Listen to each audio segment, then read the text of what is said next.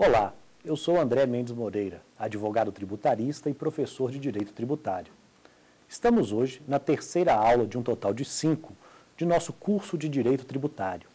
Nas duas primeiras aulas, estudamos o conceito de tributo, as espécies tributárias existentes no Brasil de hoje e os principais princípios constitucionais tributários que trazem garantias para o contribuinte contra eventuais excessos por parte dos entes federados. Hoje adentraremos no estudo dos tributos indiretos, dos tributos que gravam o consumo de bens e serviços, também conhecidos como tributos sobre o consumo. São eles o IPI, Imposto Federal, sobre produtos industrializados, o ICMS, Imposto Estadual, sobre operações de circulação jurídica de mercadorias e prestações de serviço de transporte interestadual e intermunicipal e de comunicação, e o ISS-QN, Imposto Municipal sobre serviços de qualquer natureza. Estão conosco hoje 3 alunos da Faculdade de Direito aqui de Brasília, da esquerda para a direita, Dr. Edgar, doutora Eliana e Dr. José Luiz, que trarão suas eventuais dúvidas para a nossa aula. Caso você tenha algum questionamento, envie seu e-mail para saberdireito@stf.jus.br, identificando o tema, a aula e o professor que a lecionou. No Brasil, boa parte da arrecadação tributária, talvez a parte mais considerável, consoante dados da própria Receita Federal do Brasil e de outros órgãos, advém da cobrança de tributos sobre o consumo. O que se entende por tributo sobre o consumo?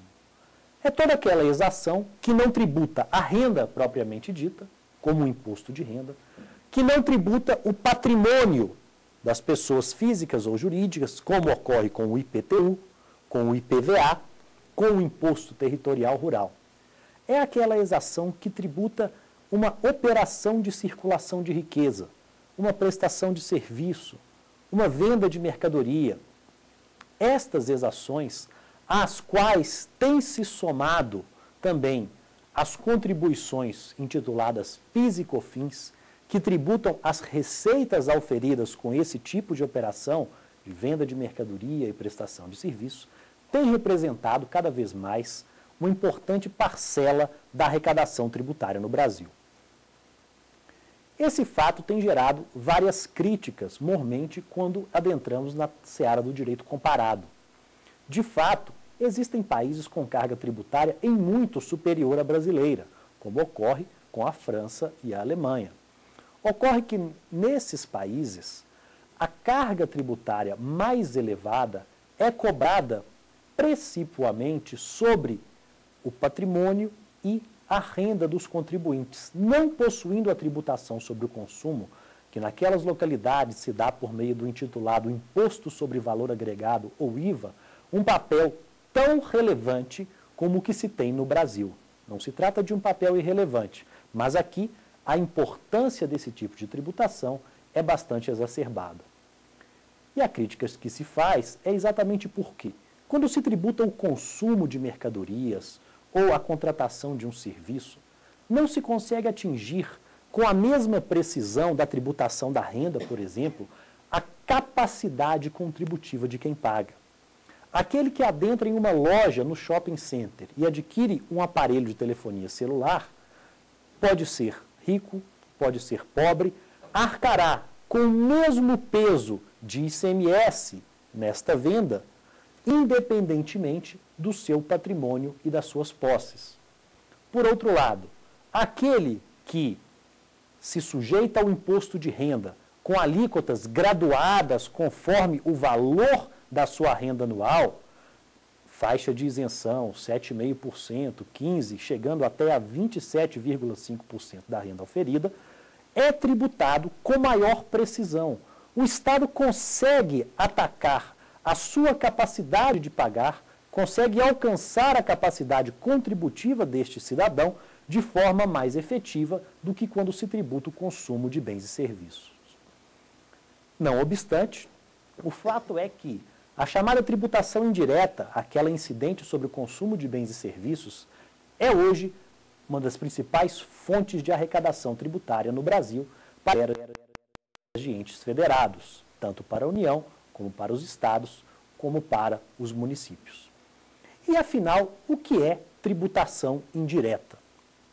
O conceito remonta ao século XVIII, quando os fisiocratas, por primeira vez, definiram que tributo indireto era aquele que economicamente era suportado pelo intitulado contribuinte de fato. Tributo indireto pago por alguém, notadamente o intitulado contribuinte de direito, aquele que efetivamente recolhe a quantia aos cofres públicos, mas cujo peso econômico era suportado pelo contribuinte de fato. Portanto, na venda de uma mercadoria, o vendedor recolhe o imposto para o Estado, mas quem suporta o peso desse imposto é o adquirente. A teoria dos fisiocratas foi o embrião para o início da definição do que são tributos indiretos, tanto no mundo como no Brasil. Entretanto, em pouco tempo, o conceito simples do repasse econômico do peso fiscal, do repasse econômico da carga tributária ao adquirente, se tornou insuficiente para caracterizar um tributo como sendo indireto. Porque, afinal, todo e qualquer tributo cobrado sobre a produção ou a comercialização de bens ou serviços é repassado economicamente no preço.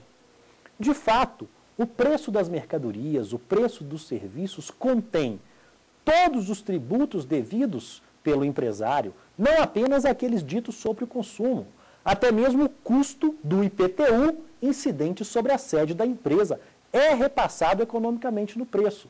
Assim como, por exemplo, o custo da folha de pagamento, dos salários dos empregados, custo de aluguel de espaços e outros custos inerentes à atividade empresarial. Portanto, economicamente, todo e qualquer tributo repercute. Economicamente, todo e qualquer tributo é repassado para o preço das mercadorias ou serviços.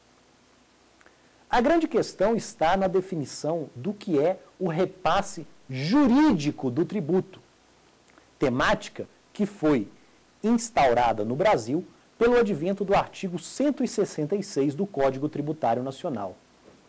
O artigo 166 do Código Tributário Nacional trouxe como condição para que o contribuinte solicite eventual restituição de tributos indiretos a prova de que o seu peso tributário não foi repassado ao contribuinte de fato, ao adquirente das mercadorias ou serviços.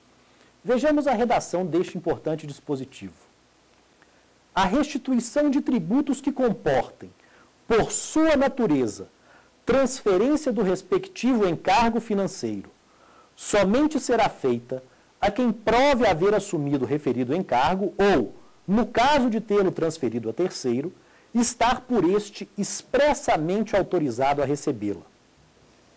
Este dispositivo inaugurou em nosso país a definição jurídica de repasse tributários, a definição fundamentada não mais em argumentos meramente econômicos, mas sim na constituição jurídica do tributo para definir se este tributo é ou não indireto.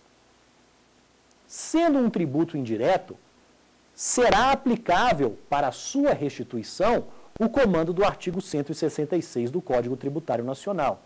Aquele que recolheu o tributo aos cofres públicos, aquele que o pagou, o intitulado contribuinte de direito, deverá fazer prova de que não o transferiu ao adquirente de suas mercadorias ou serviços, ao contribuinte de fato. Ou então deverá estar autorizado pelo contribuinte de fato a pedir em seu nome a restituição do tributo indevidamente recolhido aos cofres públicos. A temática da tributação indireta e da sua restituição nunca foi tranquila em nossa jurisprudência. Na década de 1960, o Supremo Tribunal Federal chegou a firmar a súmula número 71, hoje revogada, mas que assim dizia: embora pago indevidamente, não cabe restituição de tributo indireto. Entendeu o Supremo Tribunal Federal à época que, no caso dos tributos indiretos, a relação jurídica se dava entre o fisco e o contribuinte de direito, aquele que efetivamente recolhe os valores aos cofres públicos. Entretanto, apesar de a relação jurídica se dar entre fisco e contribuinte de direito, que efetivamente paga o tributo, o ônus tributário era repassado juridicamente ao contribuinte de fato, ao adquirente das mercadorias ou serviços fornecidas por este contribuinte de direito. Como o contribuinte de direito repassava o ônus, entendeu o Supremo Tribunal Federal à época que ele, contribuinte de direito, não detinha legitimidade para pedir de volta este tributo indevidamente pago. A legitimidade seria do contribuinte de fato, daquele que suportou juridicamente o ônus da exação. No entanto, como o contribuinte de fato não integrava a relação jurídico-tributária que ligava apenas fisco e contribuinte de direito, este, ou melhor, aquele, o contribuinte de fato, não estava autorizado a pleitear em nome próprio a restituição do tributo indevidamente pago. De acordo com o entendimento da Suprema Corte à época, entre enriquecer ilicitamente o contribuinte de direito, que receberia um valor em relação ao qual o ônus tinha sido juridicamente repassado ao contribuinte de fato, e enriquecer ilicitamente o Estado, que teria recebido indevidamente tributo do contribuinte de direito, seria melhor privilegiar-se o Estado, já que este utilizaria o valor recebido em prol do bem comum. Esta lógica, contudo, se modificou posteriormente. Atualmente vigora a súmula número 546 do Supremo Tribunal Federal. De acordo com esta, cabe a restituição do tributo pago indevidamente quando reconhecido por decisão que o contribuinte de direito ou o contribuinte de iure não recuperou do contribuinte de fato o quantum respectivo. Em breve síntese, desde que, reconhecido nos autos do processo, que o contribuinte de direito não transferiu ao contribuinte de fato o ônus da exação juridicamente criada para repercutir, para ser trasladada ao adquirente das mercadorias e serviços, não haverá por que se impedir a restituição do tributo ao contribuinte de iure. E afinal, quais são em nosso país os ditos tributos indiretos, os tributos criados para serem repassados juridicamente ao consumidor final? São tributos indiretos aqueles tributos que sejam incidentes sobre operações de circulação de riquezas, tais como vendas de mercadoria e prestações de serviços em geral. Em todo o mundo, a tributação indireta se dá por meio de exações que incidem sobre a circulação de riquezas. Temos exações que são plurifásicas, tais como o imposto sobre valor acrescido, que vigora na Europa e em mais de 130 países no mundo, incidindo em cada etapa do processo produtivo. Temos tributos indiretos monofásicos, que são cobrados em apenas uma etapa da produção, como ocorre com a Sales Tax norte-americana, que é cobrada na venda a varejo, do que decorre sua nomenclatura Retail Sales Tax, e é suportada juridicamente pelo contribuinte de fato. Adotando essas premissas para a classificação dos tributos em diretos ou indiretos, podemos concluir que no Brasil temos, em âmbito federal, o imposto sobre produtos industrializados como exação indireta. Trata-se de tributo plurifásico não cumulativo que grava vendas de mercadorias industrializadas quando realizadas pelas próprias indústrias ou por terceiros a estes equiparados. Em nível estadual, temos o ICMS, também tributo plurifásico não cumulativo, que tributa operações de circulação jurídica de mercadorias e duas prestações de serviços, comunicação e transporte interestadual e intermunicipal. Em nível municipal, temos imposto municipal sobre serviços de qualquer natureza, que não é um imposto plurifásico não cumulativo. O ISSQN incide pura e simplesmente sobre o fornecimento do serviço, sobre a prestação do serviço para o seu tomador, para o seu adquirente. No caso do ISSQN, contudo, uma advertência se faz necessária. Para algumas classes de contribuinte, como ocorre com os profissionais que exercem profissão regulamentada por meio de sociedades constituídas para tanto, o ISSQN não é devido em um percentual sobre o valor do serviço prestado, mas sim em valor fixo anual por profissional habilitado a exercer a profissão.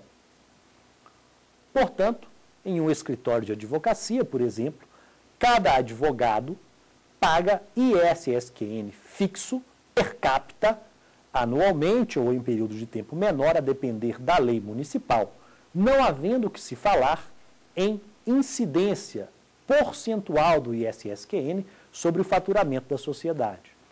Por outro lado, numa outra empresa que não seja de prestação de serviços profissionais, por exemplo, uma lavanderia, o ISSQN incide sobre o preço do serviço, o valor da prestação ofertado ao tomador, em um percentual sobre o preço, sendo destacado na nota fiscal de aquisição e, por essa razão, sendo considerado, nesta hipótese, tributo indireto.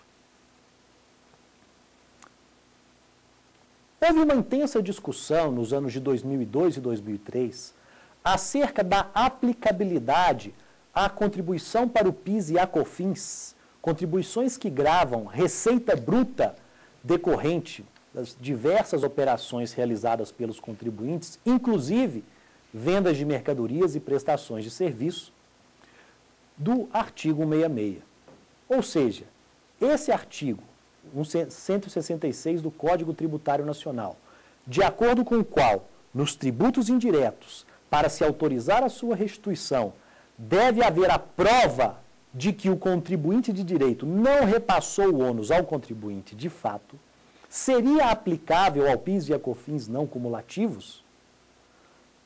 A resposta nos parece negativa, porque o PIS e a COFINS não tributam operações de circulação de riqueza, como ocorre com o IPI, com o ICMS e com o ISSQN, quando incidente sobre o valor da prestação do serviço, tornando-os tributos indiretos.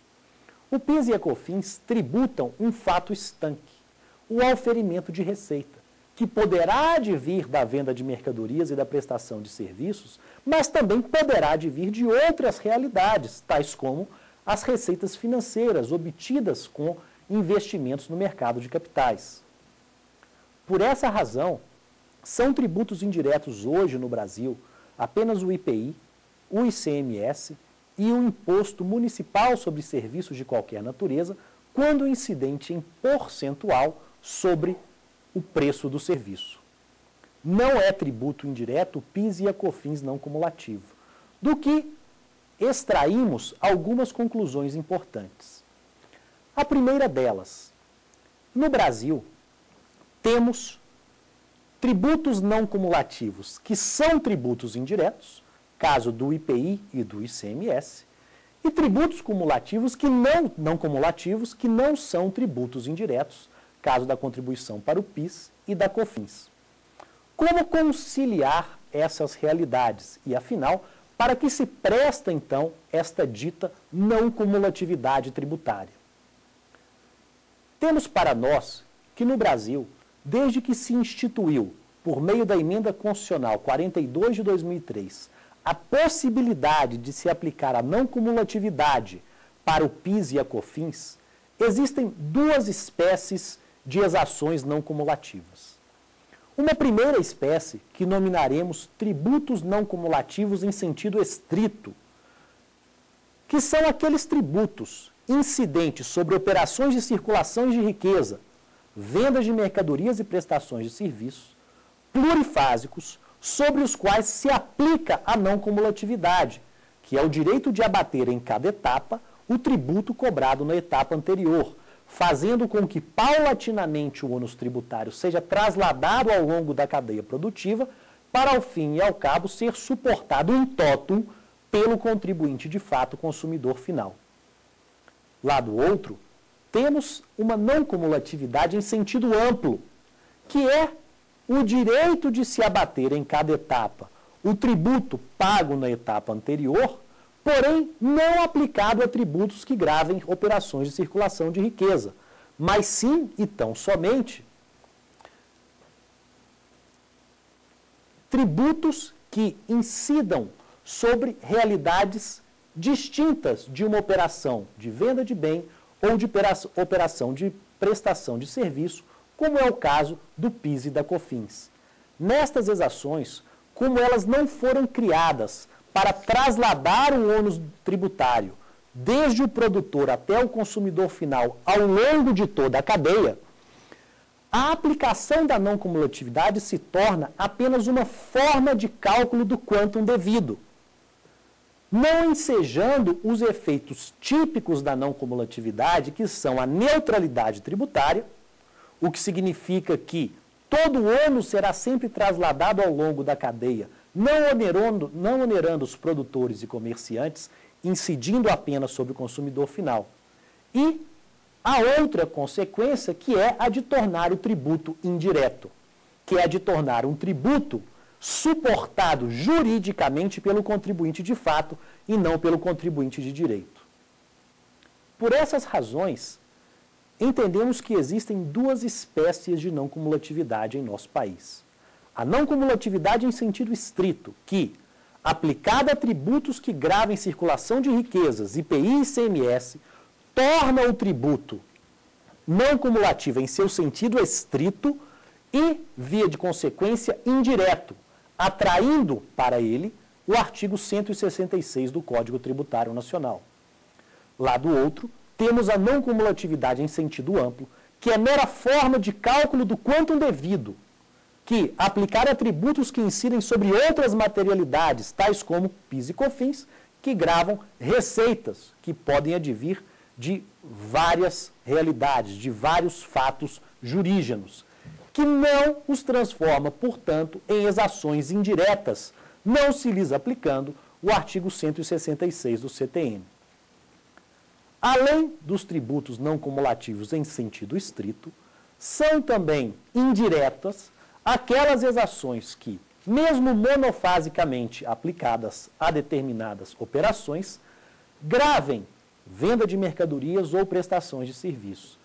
No caso, resta apenas o ISSQN, Imposto Municipal sobre Serviços de Qualquer Natureza, que é, quando incidente em percentual sobre a receita auferida pelo prestador, considerado tributo indireto, porquanto tem seu ônus jurídico repassado ao contribuinte de fato. Assentadas estas premissas, impende-nos agora analisar cada uma das exações indiretas no Brasil e suas principais características, começando pelo IPI, passando pelo ICMS, finalizando com o ISSQN.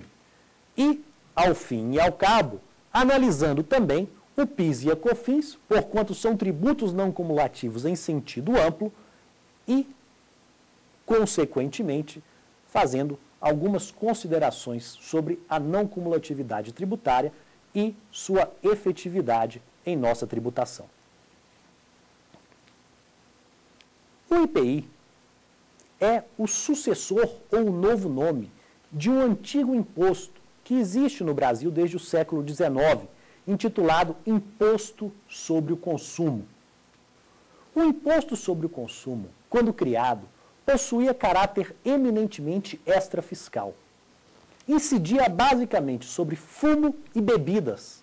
Buscava, com isso, desestimular o consumo desses produtos nocivos para a saúde por parte dos cidadãos brasileiros.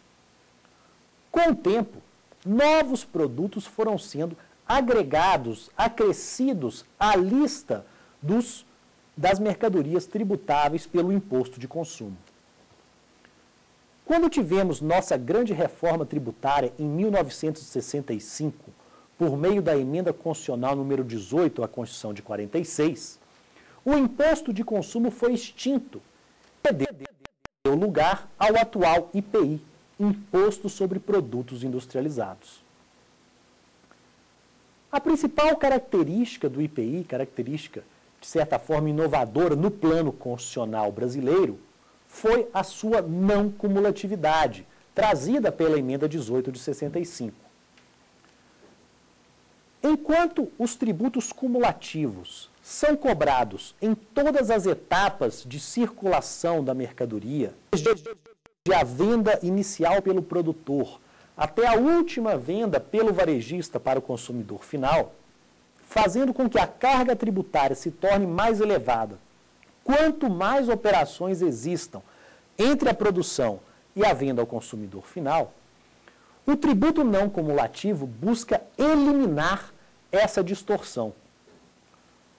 Mediante o mecanismo de concessão de créditos para o contribuinte, equivalentes ao valor do tributo incidente nas etapas anteriores, tributa-se em cada etapa apenas o valor acrescido por cada um desses contribuintes à mercadoria revendida. Com isso, mediante esse sistema de débitos e créditos, o ônus tributário vai sendo trasladado desde o produtor, passando pelo atacadista, passando pelo varejista, até o consumidor final, que suportará in toto o ônus da tributação não cumulativa. O IPI, portanto, é sucessor de um imposto que nasceu cumulativo e nasceu extrafiscal. E um imposto que possui hoje características fiscais. Em outras palavras, sua arrecadação não é mais desprezível para a União Federal. Por essas razões, diferentemente de outras exações extrafiscais, como imposto de importação e imposto de exportação, que não se sujeitam às amarras da anterioridade anual ou da anterioridade nonagesimal, o IPI não se sujeita à anterioridade anual, mas se sujeita à anterioridade nonagesimal. Ou seja, no caso do IPI, aplica-se a noventena para evitar-se surpresa do contribuinte em relação ao aumento de suas alíquotas eventualmente ocorrido. O IPI incide sobre a importação, a saída do estabelecimento industrial ou a ele equiparado, ou a arrematação em leilão de bens apreendidos. Incide, contudo, sobre produtos industrializados. É dizer, a importação para ser tributável pelo IPI, a saída do estabelecimento industrial, a arrematação em leilão de bens apreendidos, deverá ser de produtos industrializados para atrair a incidência deste imposto federal. De acordo com o Código Tributário Nacional, em seu artigo 46, parágrafo único, considera-se industrializado o produto que tenha sido submetido a qualquer operação que lhe modifique a natureza, a finalidade ou o aperfeiçoe para o consumo. Noutro giro verbal, havendo modificação da natureza, exemplo, a indústria do aço, que, com minério de ferro e produtos químicos, transforma insumos em aço, em outro produto com outra natureza. Havendo modificação da finalidade, exemplo, indústria moveleira, que transforma madeira em estado bruto em móveis para utilização geral. Ou havendo até mesmo mero aperfeiçoamento para o consumo, que ocorre, por exemplo, quando se fazem embalagens que agregam valor ao produto, permitindo a sua venda. Por exemplo, o envasamento de alimentos em recipientes adequados para comercialização nos supermercados em geral. Todas essas atividades são consideradas industrialização, portanto o conceito é amplo, o conceito é lato. O que impede ressaltar, todavia, e tem gerado discussões jurisprudenciais recentes, é o seguinte: não é apenas a saída do produto industrializado do estabelecimento industrial que ocasiona o dever de pagar IPI. Ora, quando o Código Tributário se refere à saída do estabelecimento industrial, não é toda e qualquer saída.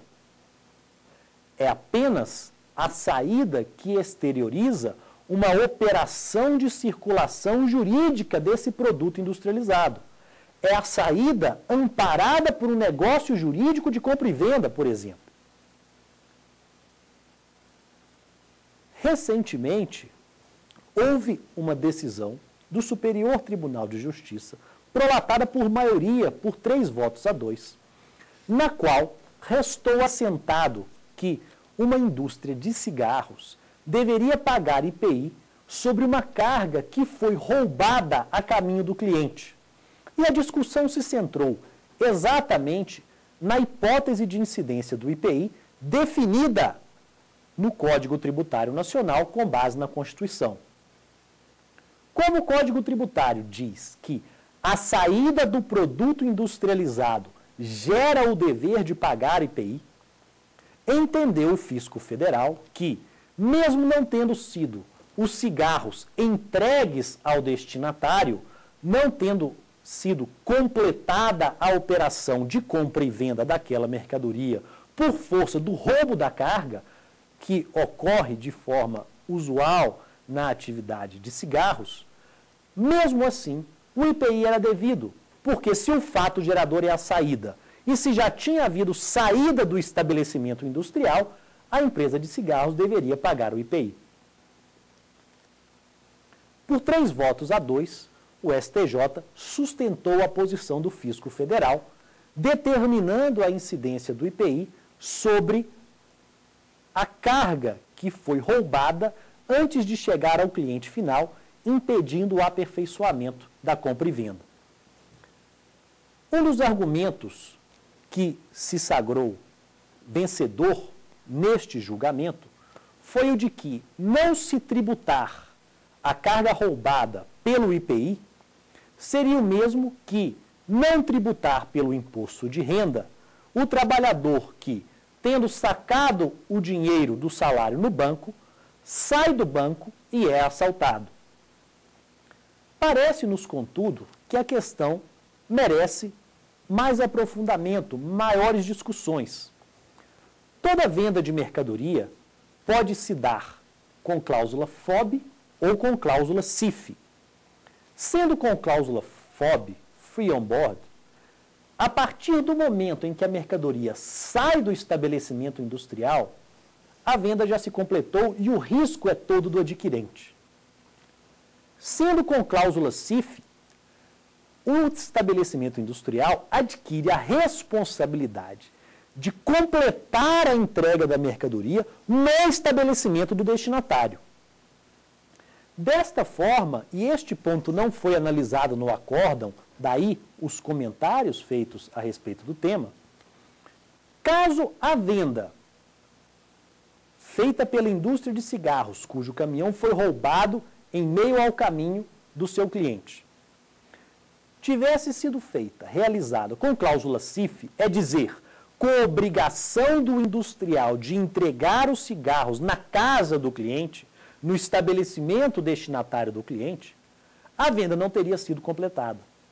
Não tendo sido completada, não seria possível sustentar-se a incidência do IPI. Afinal, como dito, não é apenas a saída do estabelecimento que gera o dever de pagar este imposto. É a saída exteriorizada, ou que se exterioriza, melhor dizendo, em razão de um negócio jurídico de translação da propriedade desse bem.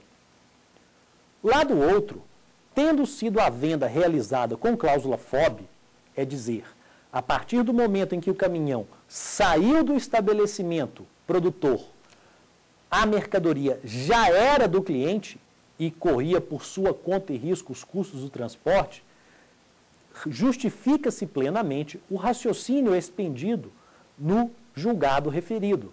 Afinal, neste caso, a mera saída já era a saída completa, já era a saída que exteriorizava o contrato de compra e venda firmado entre as partes, que se completava com a entrega da coisa na porta do estabelecimento industrial, naquele momento, o que justificaria a decisão.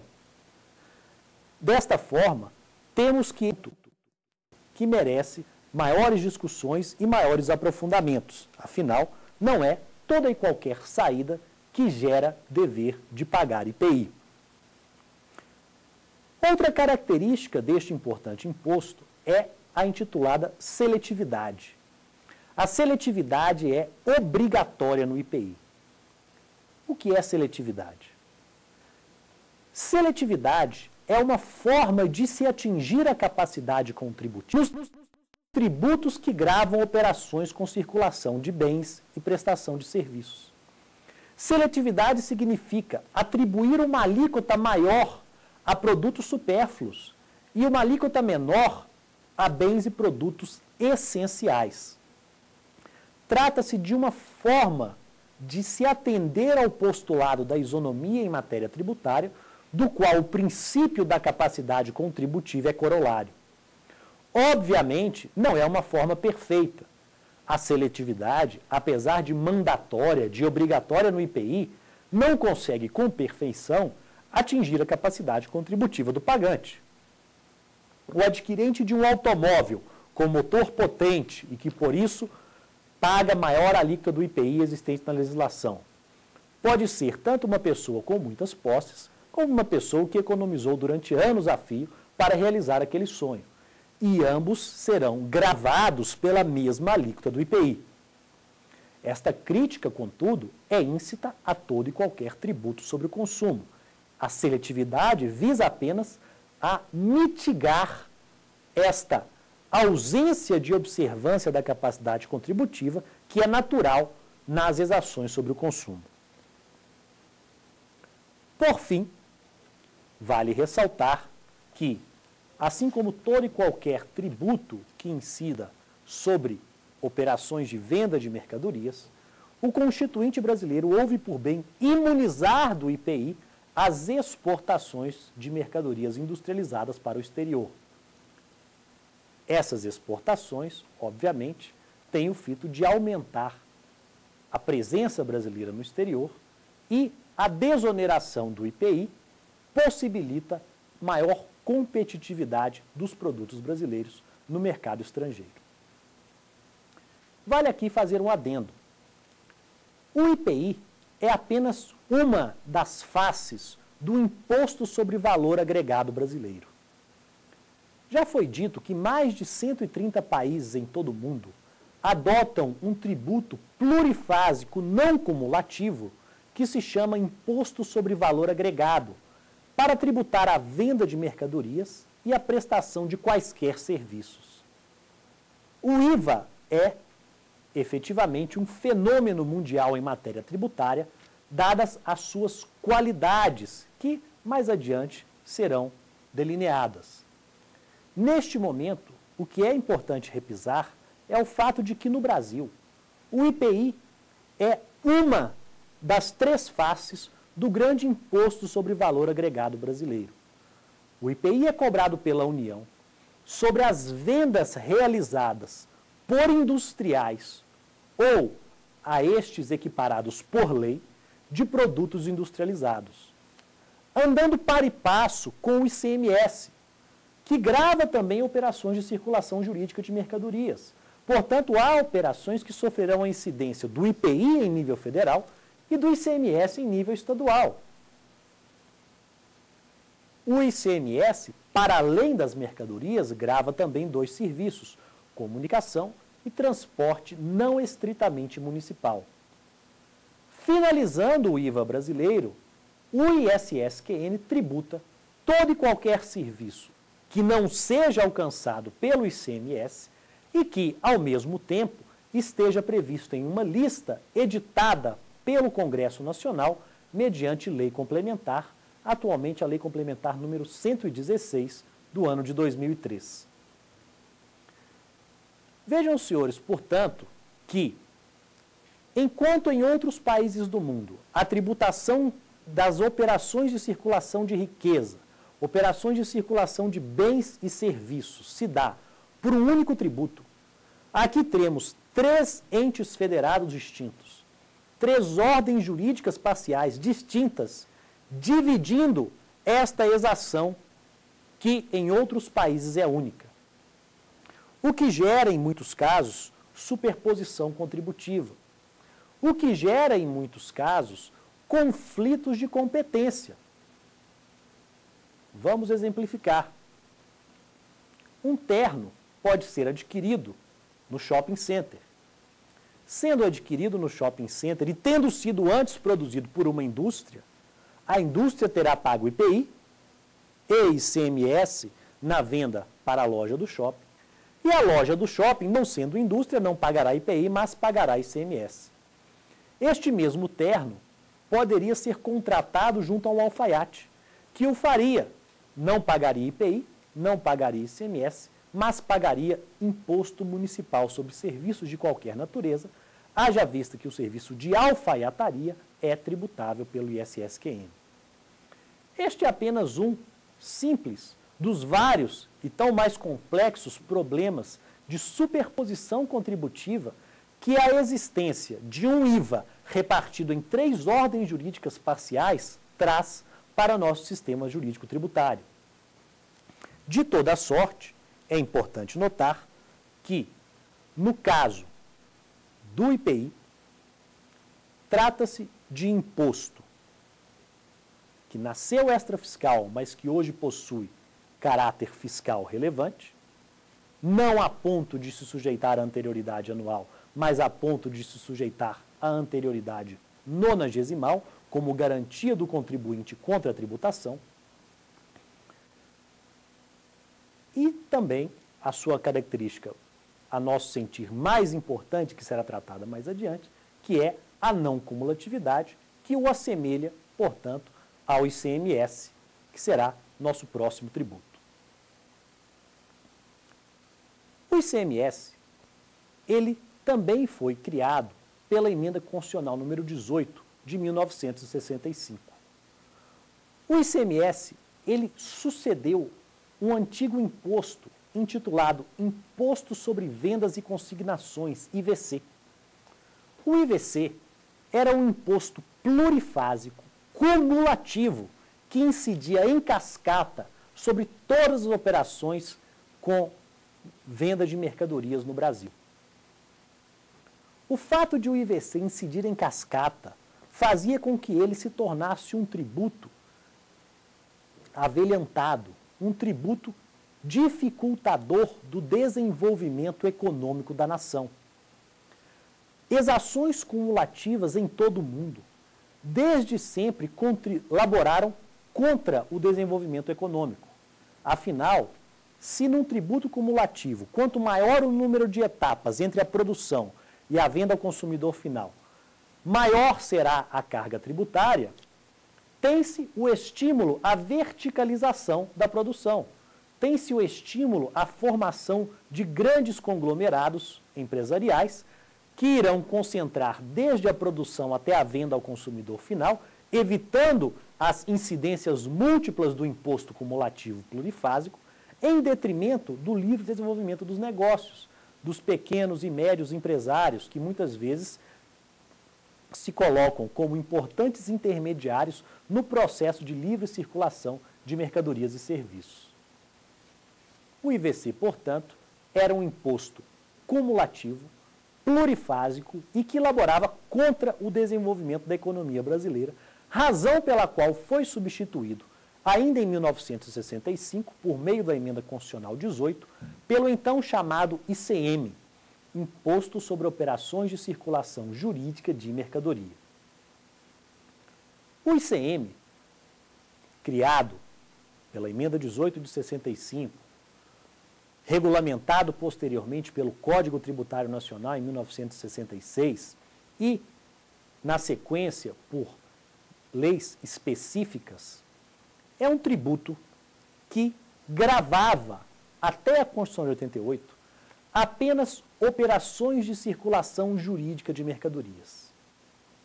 Por operações de circulação jurídica, entende-se e esta discussão já foi travada nas décadas de 60 e 70, toda operação de transferência da mercadoria do comprador, do vendedor ao comprador, amparada em um negócio jurídico translativo da sua propriedade.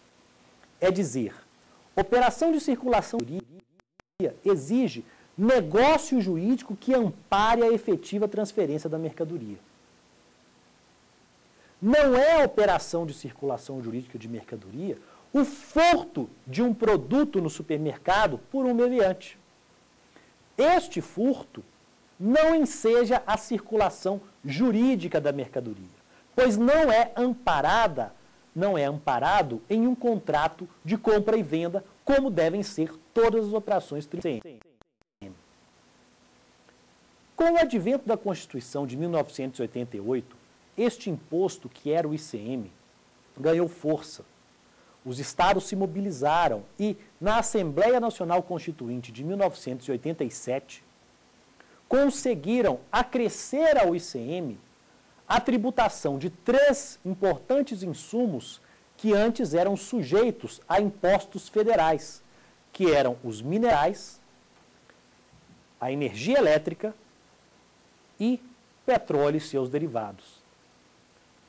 Todos os 3 mercadorias de relevante circulação econômica no país e que não se sujeitavam ao ICM por força da existência de impostos federais específicos, ditos impostos únicos federais, que os excepcionavam da incidência do imposto estadual. Com a Constituição de 1988, o ICM ganha força e passa a tributar essas 3 mercadorias. Mas não foi só.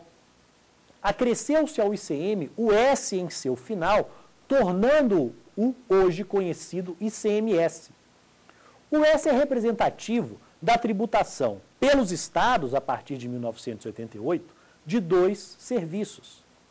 Os serviços de comunicação em geral e os serviços de transporte interestadual e intermunicipal.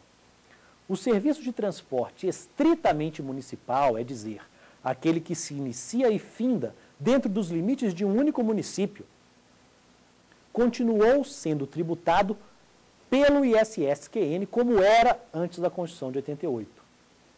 Entretanto, os serviços de transporte interestadual e intermunicipal passaram a se sujeitar à competência dos Estados-membros.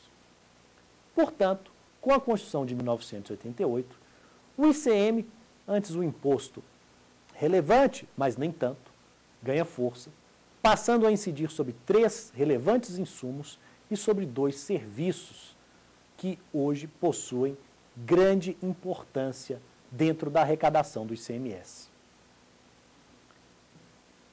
No caso das prestações de serviço tributadas por este imposto estadual, vale sempre salientar: o que se tributa não é a comunicação, o que se tributa não é o transporte.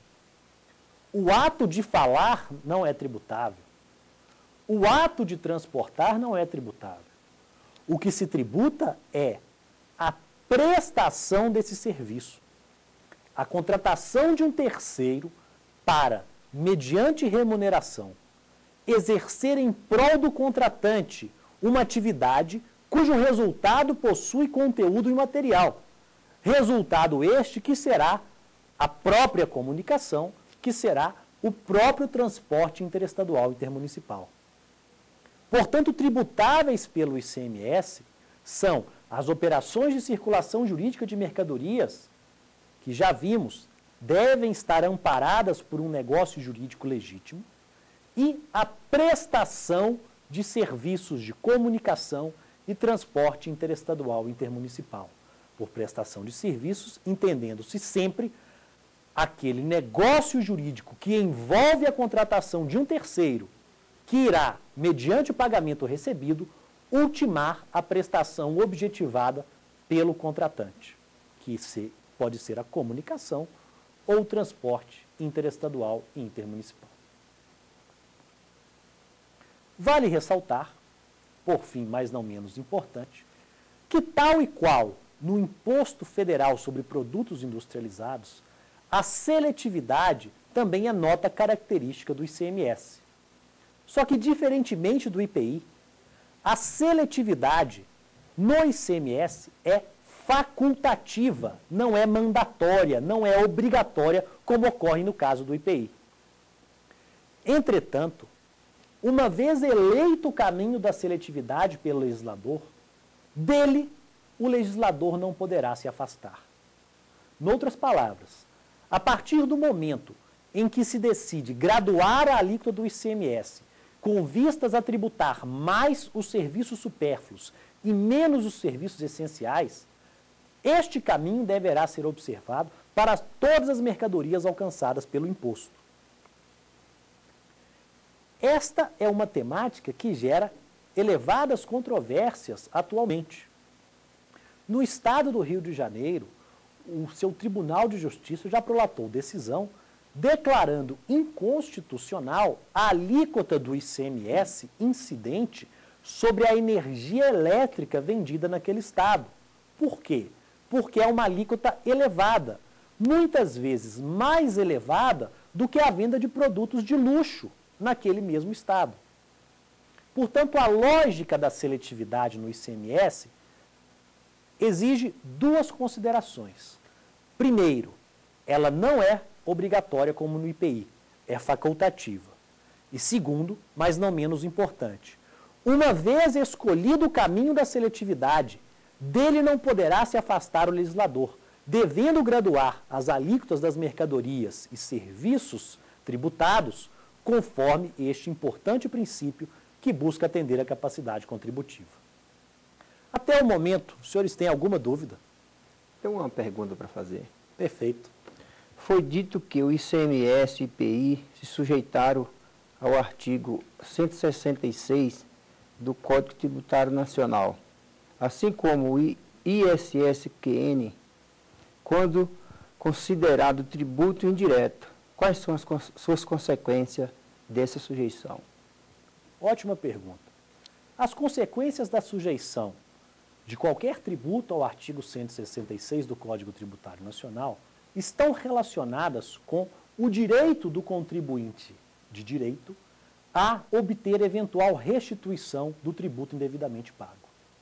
Ou seja, se o tributo em tela se sujeita ao artigo 166 do CTN, para que o contribuinte de direito peça de volta tributo indevidamente pago, o que ocorre diuturnamente, porquanto pagamento indevido de tributo não é algo incomum em nosso país, dada muitas vezes a própria complexidade da legislação, ele deverá provar que não repassou para o consumidor final, para o adquirente de suas mercadorias e serviços, o ônus tributário daquela exação, que não repassou o ICMS, que não repassou o IPI, que não repassou o ISSQN.